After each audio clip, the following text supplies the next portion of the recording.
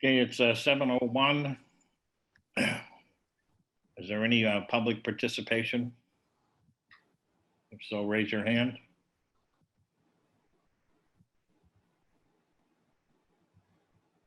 Seeing and hearing none.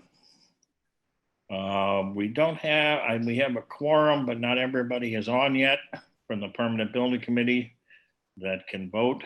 So, Lynn, are you need co-host, correct? Yes, please.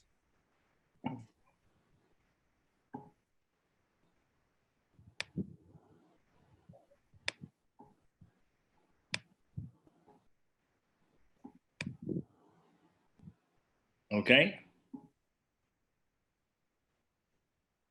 Well, I see somebody did raise their hand. Frank?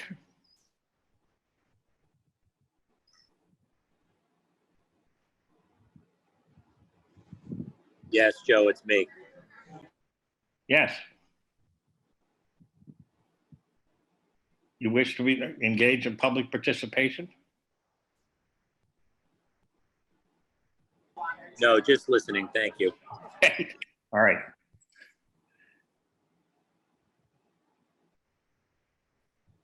Frank, your hand's raised. You might want to just lower your hand just so we don't get confused. Thank you.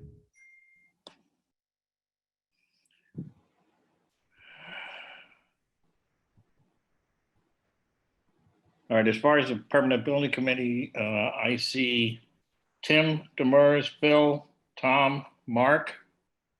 Anyone else? And myself. Chip is not on yet, I don't think.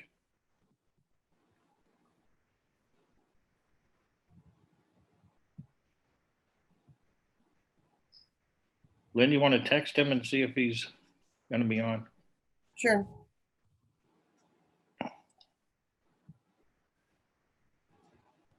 We'll just wait a few minutes.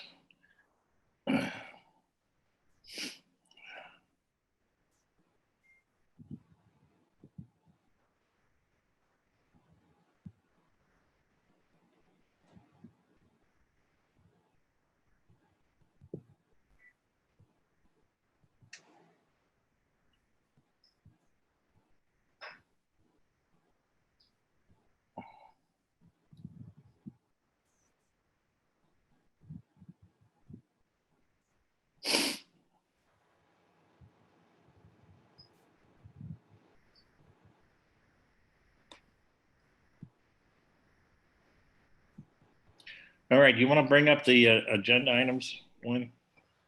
Yes.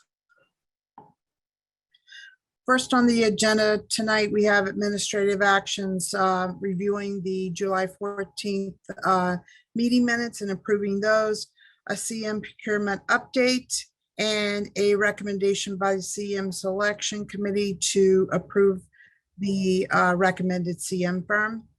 Also, we have a schematic design progress update from SMMA. It's going to go over some more plan development progress that we've made over the last couple of weeks, as well as just discuss quickly some additional site investigations that are being recommended. Also, after that, we'll be looking at some of the upcoming design meetings that need to occur to continue to progress the schematic design submission.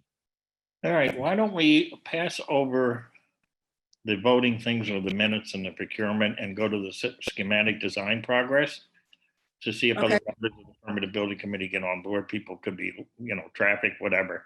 All right. Is that okay? Brian, are you there? I am. All Joe, right. if you could make me a co-host. I will certainly do that. Thank you.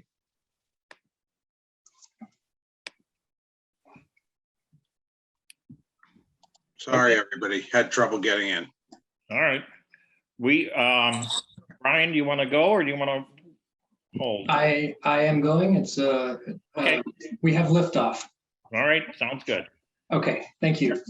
Just for your information, we're going to hold off on the CM procurement. We're just going to do some design in case other members of the PBC are running late as well. Okay. Okay, thanks, Joe. No problem. Go ahead, Brian, sorry. Okay, so tonight is an update on planning, and we are active with a small team working on plans. We had a very productive meeting on July 21st with the Educational Planning Focus Group, where we went through the plans in their current state at the time. We actually went back a half step and reminded everyone, what are the underlying concepts for the project? What are the big goals educationally? And then we went into sort of how the plans are the expression of those goals. And we got into some detail on classroom neighborhoods. We talked about the Dining Commons and Media Center relationship, which has taken a nice turn, and we have some images for you with that. And we also want to show you some more recent studies for the building massing, which are part of the right sizing efforts that we're currently in. And then the next steps, which will be fleshing out more of the admin area, student services, the entries, servicing the building, which will coincide more with what our site team is working on in parallel. So that will be coming up in the next set of meetings. Moving into Brian, sorry to interrupt, but I think you were showing us your Bluebeam screen, and if there's a Oh. PowerPoint, we're not seeing it. Sorry about that. Let's see.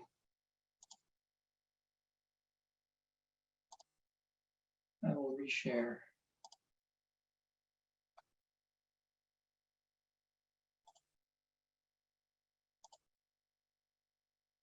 Are you seeing it now? We Yeah. are, yes. Yep. Level 1 plan. Okay. Yep. Sorry about that. Sorry. So this is the level 1 plan as it currently sits. Again, we've done a lot of work in a lot of different areas. So first, to just recap the ed planning meeting, we had representation from 13 attendees on fairly short notice, so that was really wonderful. 8 disciplines were represented educationally across the school, and we looked at every part of the plans. Obviously, some areas are not quite as developed as others, but in terms of the big picture adjacencies, relationships, the circulation system, and really the focus was the educational neighborhoods, the classroom neighborhoods. So off to the south and to the east are the 2 major clusters that house the majority of the classrooms, and the approach is a pod-based approach, which has technology labs at the center of those pods, which not only serve particular educational needs in terms of classes, but also serve as a resource for the rest of the pod. And so there was a pretty spirited discussion about what this type of planning means for the education and the educators and how they're sort of going to go about their business. There was some initial concern raised about the departmental kind of unity, if you will, and so how that gets balanced with the larger goal of moving into more of a project-based learning mode. And I think there was good consensus at the end of the meeting that this plan will really deliver both. That there's going to be sort of a learning curve in terms of how the educators, have their departmental aspect, but also participate in a larger sort of interdisciplinary approach. So we talked about teacher planning, sort of anchoring both wings from the center and being a bigger combined teacher planning space. There were questions about, how much space is that for each individual teacher? There are different areas planned in there. There's a small kitchenette, there's storage areas, there are head down work areas. There are shared sort of seating, more sort of informal seating areas. So we talked through that a little bit. The one thing that happens on level 1 that I think was well appreciated, and we talked through, where art should occur in the plans. And I think there was positive feedback generally about the placement here adjacent to an outdoor commons space, which is shaping up to be sort of an arts courtyard or arts commons, which is defined by those rooms that can spill out to the outdoors and do large work outdoors. And the end of the auditorium, which is fairly large wall, which could be an artistic opportunity. And so this is a piece that I think the team, the group in general felt was working well. We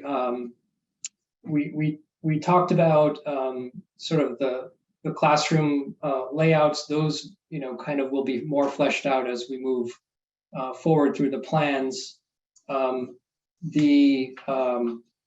We had good feedback on those core elements. For example, the Mac Lab, which has kind of a dual role in supporting the TV studio, but also it supports 6 different classes. And the feeling was that it is better situated at the center of kind of a STEAM cluster here that's got arts on one side and science on the other. And so it can be used by a wider constituency of students to create graphics, for example, for reports or other kind of studies, or even creative work, digital creative work. So that adjacency to art was good. There was a request to keep the Fab Lab, which is adjacent to an engineering classroom, on level 1, because there may be large materials and equipment that need to be moved in and out of that space. So those are the spaces that anchor the center and act as sort of a hub to each of those 2 wings. And those are a couple of examples that the group talked through. At the end of the meeting, we moved into more of a discussion of the media center, and I think we might have briefly discussed the topic before. I know we discussed it with the leadership group of how to engage the media center with the dining commons in a more sort of meaningful way. And so what has evolved is an L-shaped plan of the media center that wraps on 2 sides of the dining commons.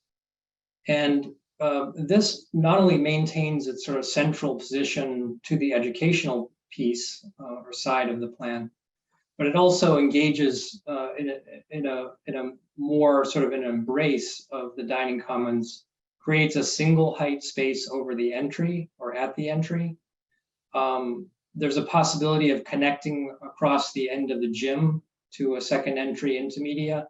So there's a full circulation of the space and a differentiation of 4 or 5 different zones within.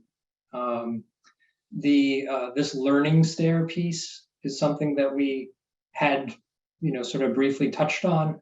And so there was a little bit of excitement about what that piece could bring to the overall picture.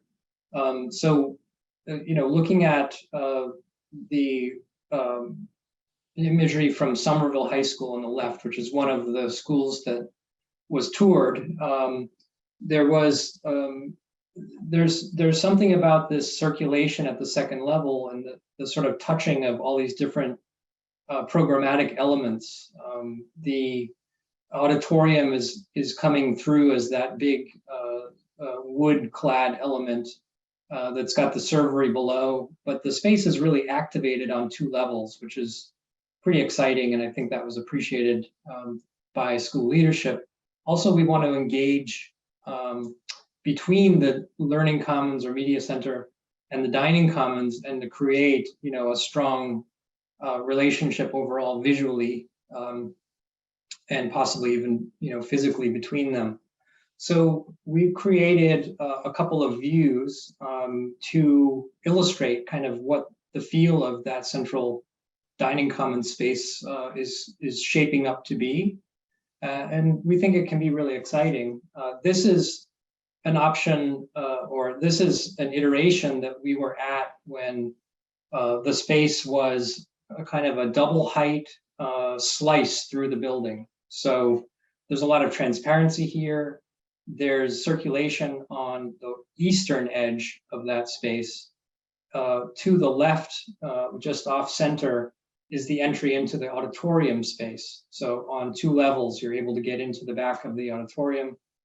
And on the right, in front of this kind of dramatic glazing area, which allows a view out to an outdoor commons and the sort of outdoor and wetland resource space beyond, which is another learning opportunity, is that learning stair piece. So we're looking at, what's the right size and proportion of a piece that's got a stair for walking. It's the typical sort of tread and riser proportions on the right, but on the left are more like auditorium tiers. So you can sit, it's a place where a lot of kids will want to have their lunch, but it could be used for group gatherings, informal meetings, etc.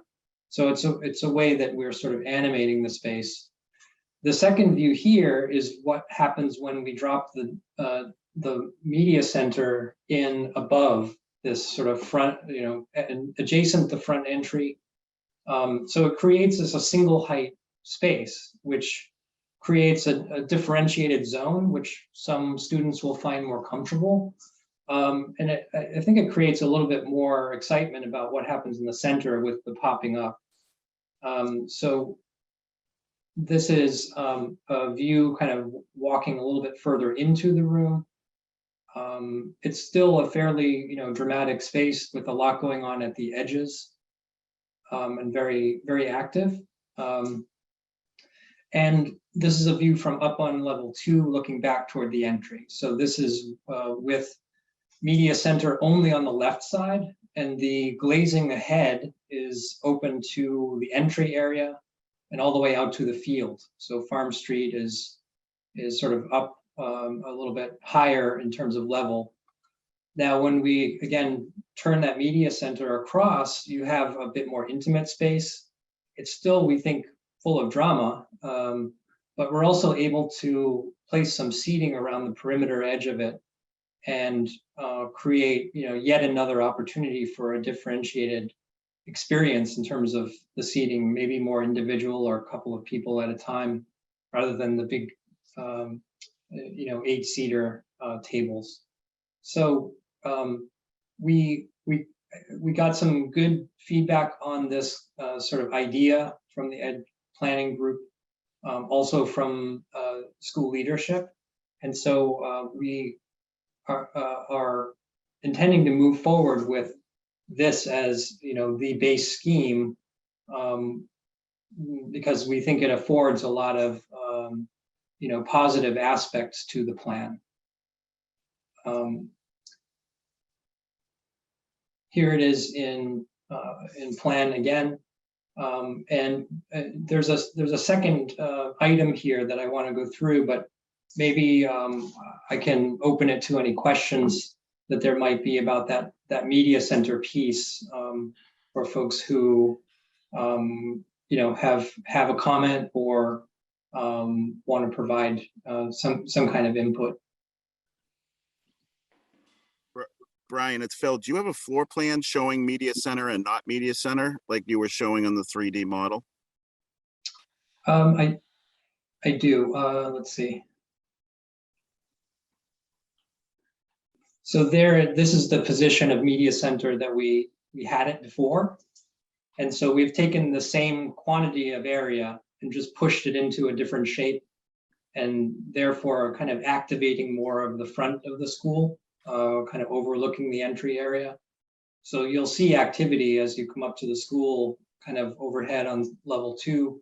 And again, the second level creates a single height space at the front, which I think is nice in terms of the zoning. It's a nice transition when you come into the entry and then you come into the double high space. It's not kind of as much to take in for students who are kind of sensorily easily overwhelmed. Anybody have any questions or comments regarding this? Please raise your hand.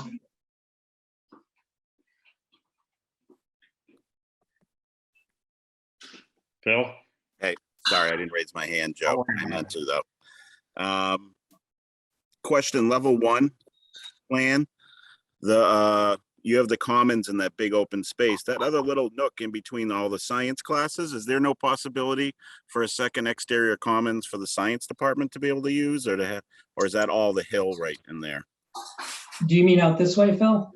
Out that way, that whole triangle in there. Yeah. It's absolutely meant, and sorry, I neglected to mention it. I didn't mean to give the academics any short shrift. It's definitely meant to be access to the outdoors and to outdoor learning space, outdoor classrooms, most likely of a different nature than what's happening over on the call it the arts courtyard, but exciting and a nice opportunity nonetheless.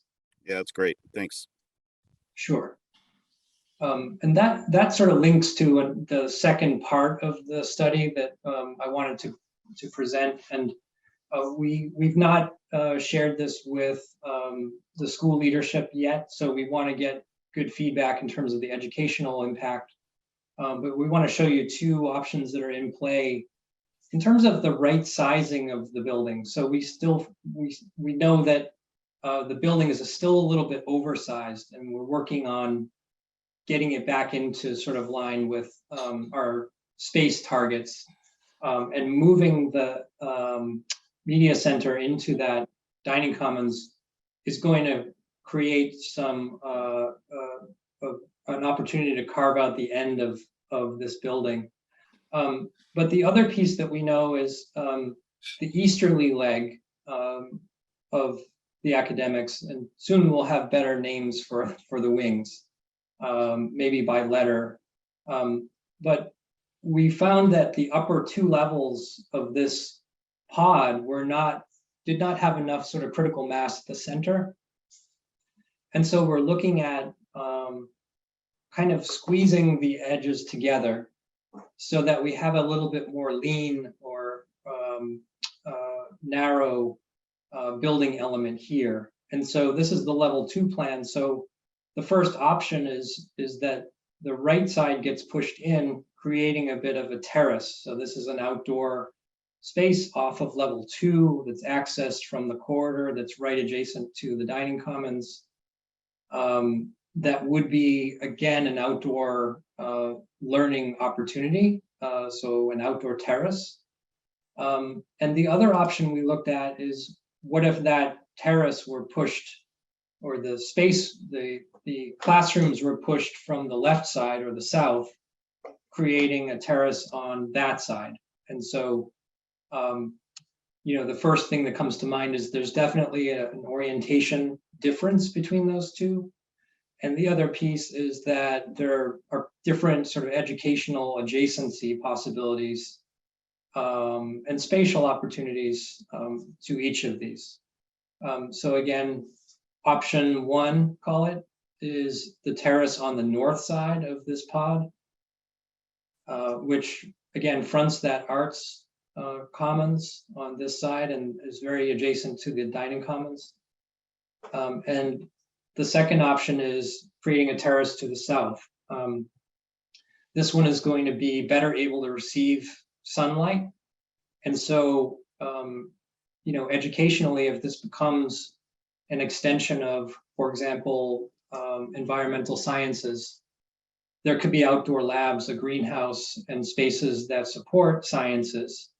And not that it needs to be exclusively used for sciences, but there's an opportunity for a longer growing season on these terraces, and would not be subject to the north-oriented shading and the possibility of maintenance issues arising where you don't get direct sunlight, the snow is not melting as fast, etc. So there are some some real world aspects of this. And we took a few views to help you kind of visualize it a bit better. This is with the terrace on the south. So the north side, you're seeing the 3-story building volume coming right up to the back of the dining commons. And so, that's something to take in. It's not a small wall. The second alternative, which pushes the volume in and creates the terrace on the side, definitely makes the outdoor common space a bit more generous, expanding kind of the wall edge of it on the upper levels. Connects directly into the heart of the school. It is, I would think that this is going to be the more active side, being directly connected to the heart of the school. But it does have a bit of a drawback of the less solar exposure and potentially shorter seasons and potential different maintenance considerations. Here's a view sort of as you're standing on the terrace looking down into that common space.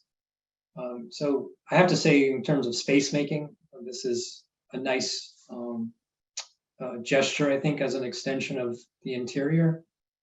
And the activities that could happen out there, there could be built-in seating opportunities, raised planter beds, a greenhouse, even opportunities to get more lighting down into the center of the plan, sort of further in by means of skylights.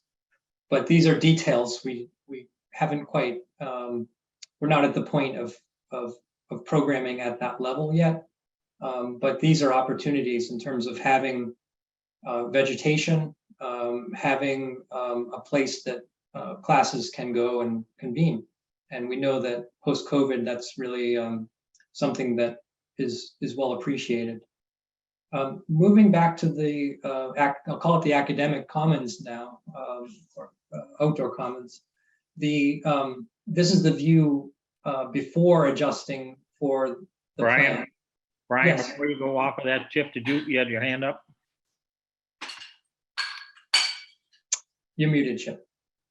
Yeah, I mean, I think we have a lot to go over, and Brian, I think your points are well taken. But I think until the leadership group sees these things and discusses what's the best way for them to use the spaces, it's a little bit premature for us to make a lot of comments on it, other than for just general quick opinion. Like, my quick opinion is I don't mind these facades for the academic side. I really don't like the big wall for the art side. So if you were looking for an opinion of where to break up the massing, I would break up the massing on the art side before I'd break up the massing on this side, because you've got, this is kind of a massive. Or my second option would be, can you do 50-50?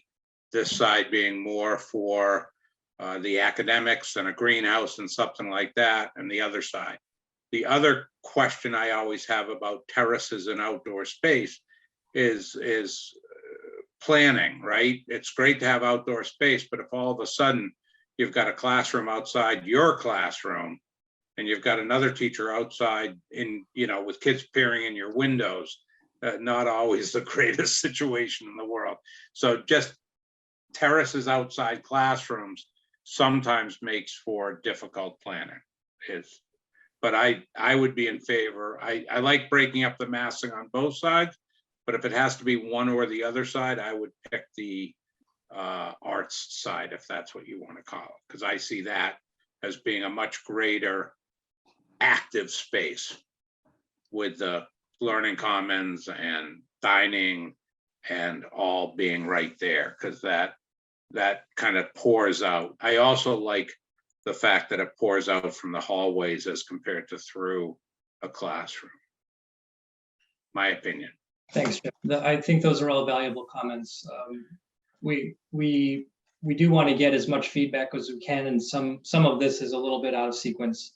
The comment about adjacency to classroom, the LGI is here, and so that's a space that yes, there's definitely a scheduling issue that could arise. And so we'll raise that with the educational group and make sure that that's on their radar. Always activities outdoor have the potential of being a bit distracting. Part of the reason we put science on these two sides was that that's a program that tends to get less distracted in terms of the work being more sort of internalized to the room and focusing on things on the table. So in a way, it's working against that notion. But the orientation piece is something that I think is significant, and we don't want to create conditions that are going to be, you know, a maintenance problem or issue. But I appreciate all those comments, Chip. The one last view is just standing on that south side terrace, looking back to the LGI.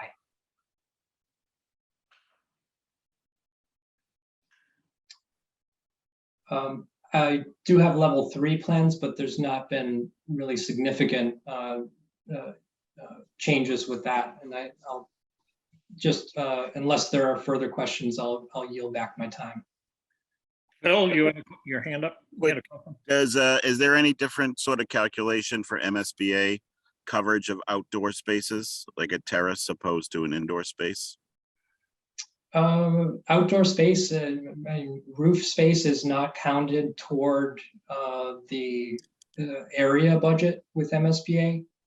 Obviously, there is cost for doing a walkable, you know, sort of surface with a recessed slab, the waterproofing, detailing, and any additional plant material. So those are budgetary issues that definitely need to be weighed when we do a move like this. But there's no space restriction on doing it. What, Brian, is there reimbursements for it? Or is it just because of the space? Yeah, I guess that's what I meant. Sorry, I meant, is there reimbursable? Can you get reimbursed for it? You get reimbursed as, you know, the same way that you get reimbursed for, you know, the other architectural finishes. So it's absorbed into the cost of the project. It's not taken as It's not ineligible site work. space. It's not ineligible. Okay. You would get reimbursed up to the construction cap perspective. Okay. To Chip's point, when do we, like, this is my first big project, so I'm going to ask, like, we see these drawings, you see these options. Do we as a group, permanent building committee, Joe or Chip, make final decisions on all these things? Like, I feel like there's so many decisions on architecture alone, but how does that process work in terms of our input into what we see at these meetings? Mm-hmm. Len, you want to answer that? Well, I think that the educational and leadership groups, you know, first pick at it, and then once they make their recommendation, it comes back to the PBC for final review and approval. I can tell you, Phil, that Brian has been much more inclusive with this group than the group was with the Galvin. And, you know, what I think moving forward will probably happen a little bit more is that as these areas get finalized, it will be, this is what we're thinking, this is what we're planning. Any comments? So that you see it kind of after the leadership group's been seeing it, after the educators have said, this is exactly what I need. After the AD says, yep, the athletics is good. Yep, band room's good. Yep, auditorium's good. And then we kind of get it, understand it, but they're certainly looking for our input and thoughts because it helps with the planning process. Okay, that makes sense. I guess I'll give my general thought is too many terraces are going to be, I think, really difficult to maintain and upkeep as years go by, especially if you have a third floor terrace in the back of the building. So I worry about future maintenance and upkeep and leaks and, you know, and all that stuff opposed to just simpler. I do like the idea of terraces and possible gardens or some sort of use for them. I also just want to point out, I guess, that there's a lot of right angles in these drawings. I don't know if the exterior is meant to be sort of just general size, or if the general trend of this plan is a lot of 90-degree angles in these brick walls, and how you're going to soften sort of the facade up at all, especially facing the woods or facing the street. Just, I don't know where that is in the schematic, so I don't want to make a general comment, but more than that, on that. Everything else looks really great.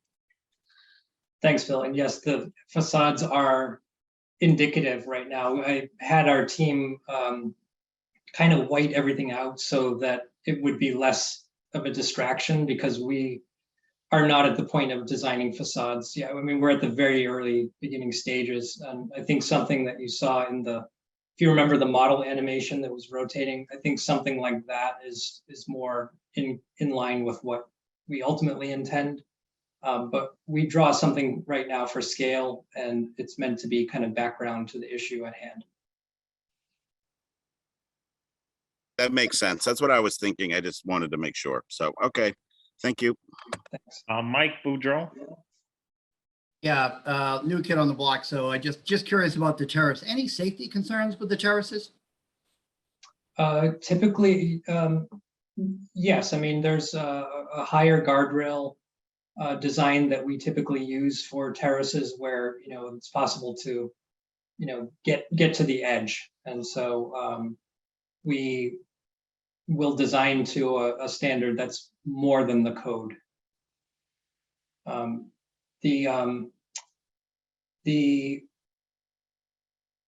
This terrace, just to clarify, this is a terrace at second level, so it's 1 story up, and there's a possibility of an upper, but it may not be. We wouldn't necessarily make the higher one occupiable. So we are definitely attuned to the safety aspect of this, and we'll do the most sort of robust design that's appropriate. Also, typically, you wouldn't have a railing that is climbable. Right. Yes. Because I didn't know there was such a thing. This you That's can, enough. you can That's step enough. up. Only, versus- only in CAD programs. Yes, it's Amen, Chip. we need to suspend our disbelief at this moment. All right, thank you, Brian. But you'll see a lot of accuracy as we get down the road, and appreciate the comment. Is there any other questions or comments for SMMA regarding these ideas? Okay. Thank you, Brian. Lynn?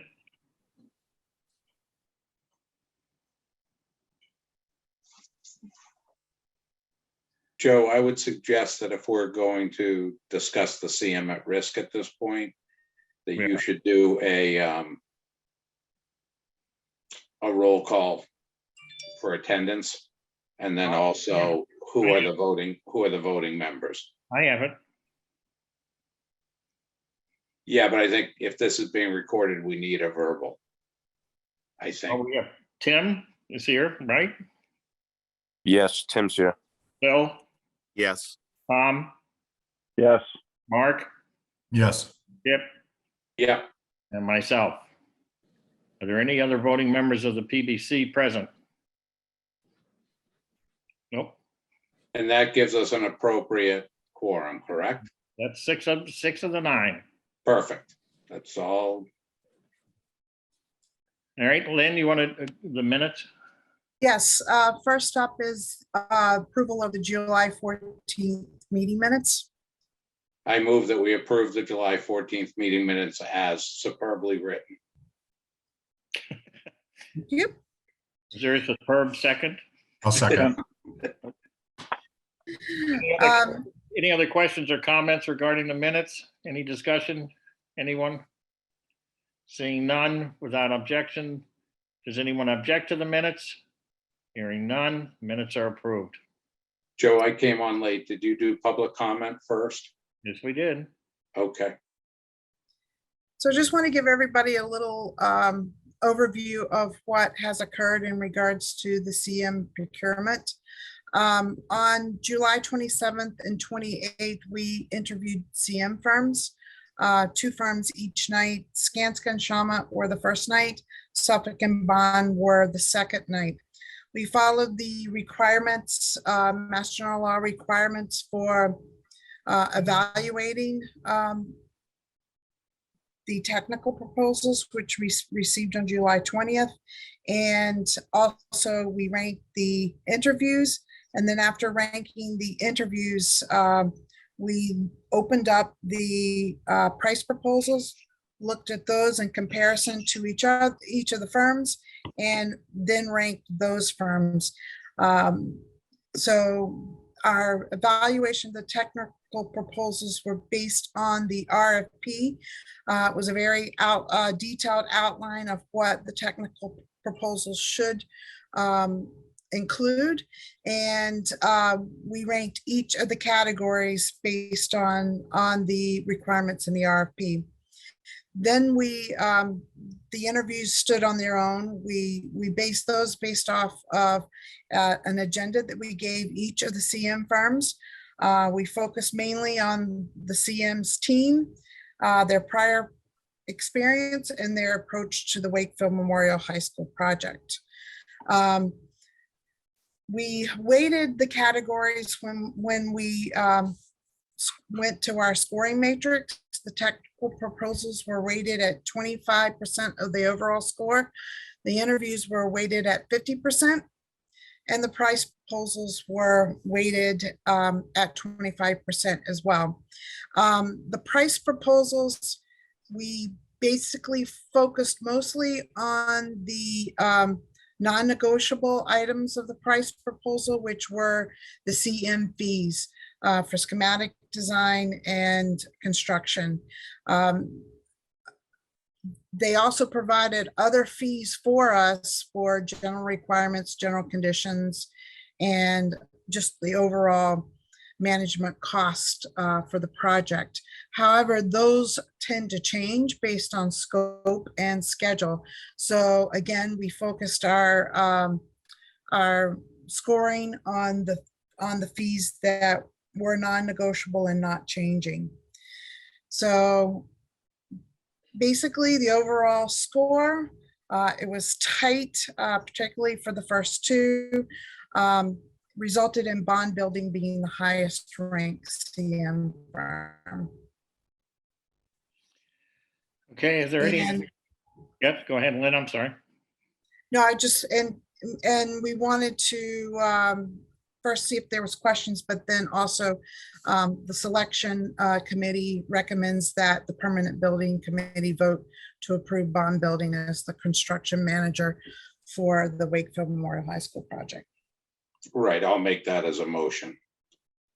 So I move that the CM selection, I move that the permanent building committee accepts the CM selection subcommittee recommendation to vote and approve Bond Building as the construction manager for the Wakefield Memorial High School project. Is there a second? Second. Thank you. Discussion. Anyone? Yeah, thanks for the committee for taking the time to interview those 4 companies. I've been working with Bond on the public safety project, and they're always organized, like the meetings are well run. So I think this is a good decision. They seem like a really good company and well organized. Any other questions for the permanent building committee? Joe, we have an Eric Yeah, Lambiaso. I know. Any other members of the committee have a question first? All right, Eric?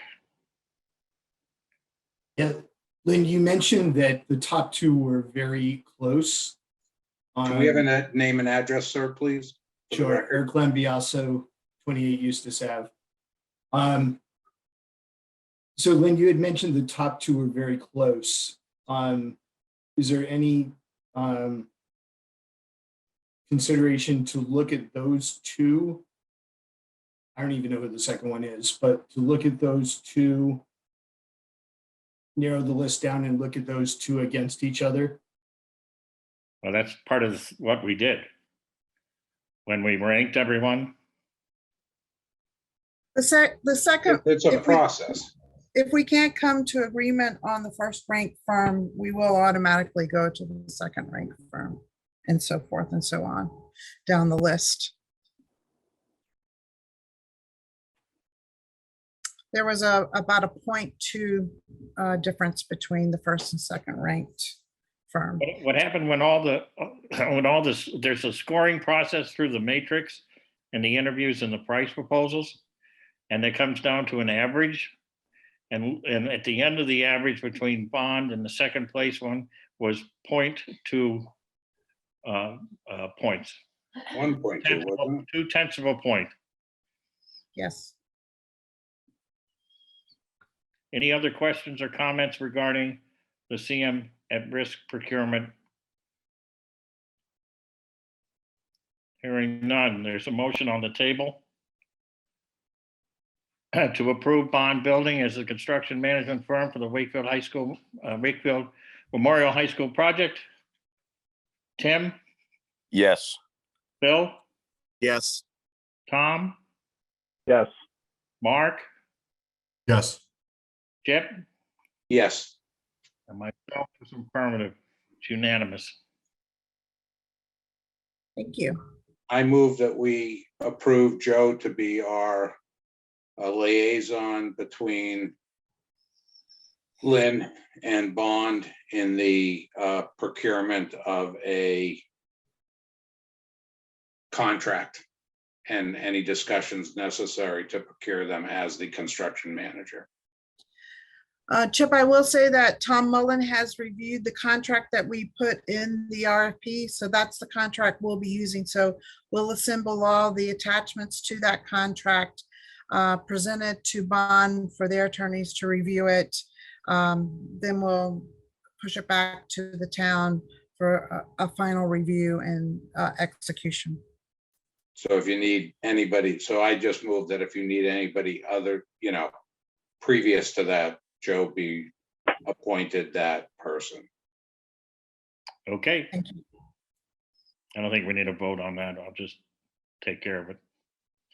I think you do need a vote. And if any negotiations are to occur as well in the fiscal area. All right, Again, like we said, the fees are non-negotiable. yeah, some of them are non-negotiable, What we'll be approving for the preliminary contract, right? which is right. for the schematic design phase only. Yep. All right. Lynn, Okay. Well, we've already had SMMA's presentation. So we have a long list here of, we've got a lot to try to accomplish over the next couple of months. And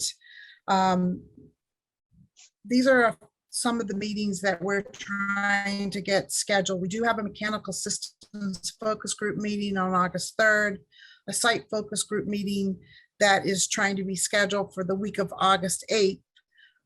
We're working to try to get the traffic engineers from both SMMA and the architect for the Metro Tech project together prior to requesting a traffic advisory committee meeting jointly with Metro Tech sometime the week of August 29th. And I got to reach out to them and try to get a date that week. We do need to schedule a sustainability meeting coming up, as well as exterior design meeting, and then the WCAT programming meeting. I know there's been some programming, but we'd like to try to get that finalized, as well as finalizing district office programming as well.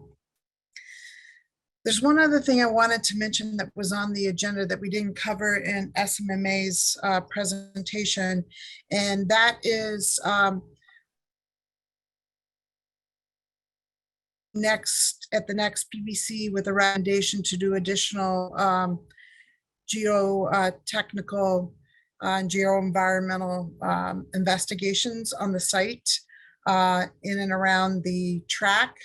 And it may be that we may have to go through the field of the track. I guess the last round of investigations ended up indicating that there is some areas for potential soil certification, similar to what we had at the Galvin Middle School. So we highly recommend that we put together a program to do additional investigations there to make sure that we have all the design criteria we need to move forward for the ground improvements for the foundations for the high school. So that more to come on that at the August 11th meeting. But I just wanted to quickly touch base on that because it will be an additional contract amendment to SMMA to have their consultants do that work. So my other comment would be is that if bond is in place by then, to have them involved in those conversations. Yes, we'll include bond in all meetings moving forward. The other thing I would request, Lynn, is that as these meetings come up, can everybody on the permanent building committee be invited, as well as know the times and dates? Yes. Like, I don't know where the educational focus, if it was only past people that were invited to the educational focus group on July 21st, or if there was an invite to everybody on the PBC on that one. I don't know how There's a that's list of, working. remember the lists that were passed around for each of the focus groups and people signed up for them?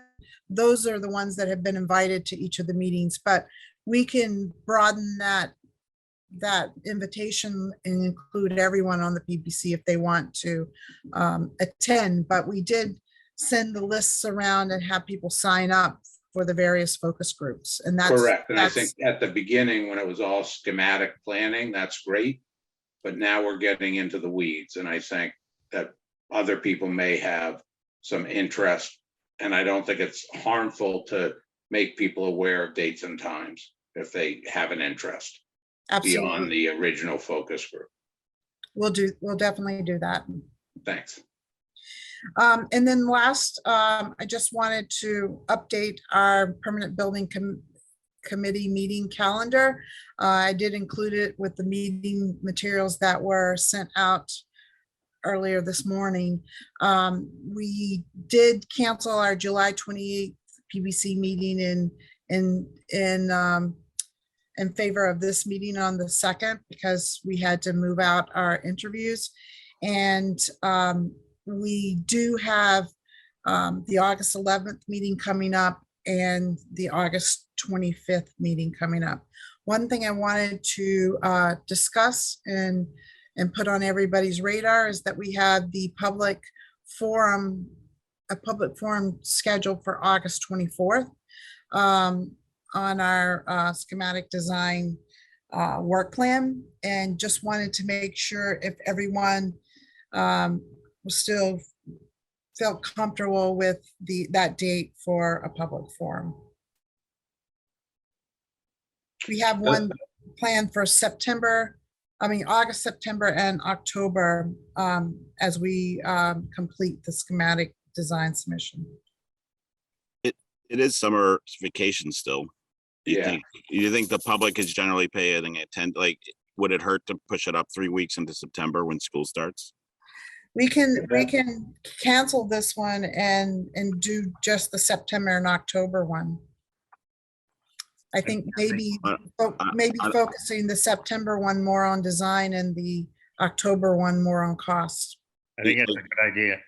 Yeah, I guess in your experience, is that you're in other communities with summer, like have you found that summers are generally not well attended, or I don't know. I don't want to take away public input. I don't mean to take away public input either. Right. I think my point, Lynn, would be that would also give the group that's kind of getting themselves pulled together to help get this out to the public a chance to get themselves a little bit more organized and aid and assist in the September meeting. I don't think we'll get a lot of great participation in August. Okay, well, that's why I wanted to put it on here so we could at least discuss it.